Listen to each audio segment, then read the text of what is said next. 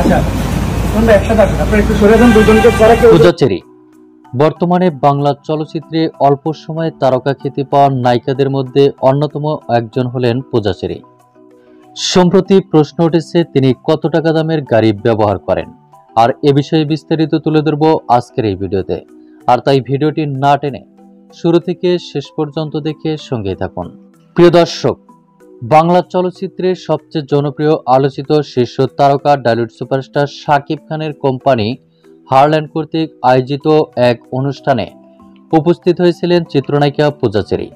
বর্তমানে বাংলা চলচ্চিত্রে অল্প সময় তারকা খ্যাতি পাওয়া নায়িকাদের মধ্যে অন্যতম একজন হলেন পূজাচেরি, যাকে নিয়ে সোশ্যাল মিডিয়ায় আলোচনা সমালোচনার অন্ত নেই।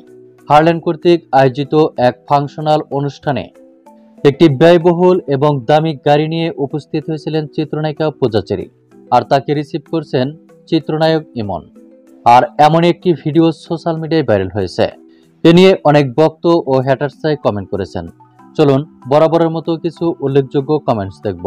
এমডি হাসান তারেক লিখেছেন, নতুন মেশিন দামি গাড়ি, এটাই স্বাভাবিক। ইমন আহমেদ লিখেছেন, এই গাড়ি কি তেল ছাড়া চলে?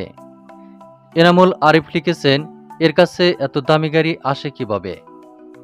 বেলাল হোসেন লিখেছেন, এদের ব্যবসা কি এত দামি গাড়ি চড়ে? তবে চিত্রনায়িকা পূজাচেরির ব্যবহারকৃত গাড়ির দাম কত তার আসল বা নির্দিষ্ট কোনো তথ্য পাওয়া যায়নি। তো প্রিয় দর্শক, এ বিষয়ে আপনার কি মন্তব্য তা আপনার ধারণা মোতাবেক কমেন্ট করে জানিয়ে দিন নিচের কমেন্ট বক্সে।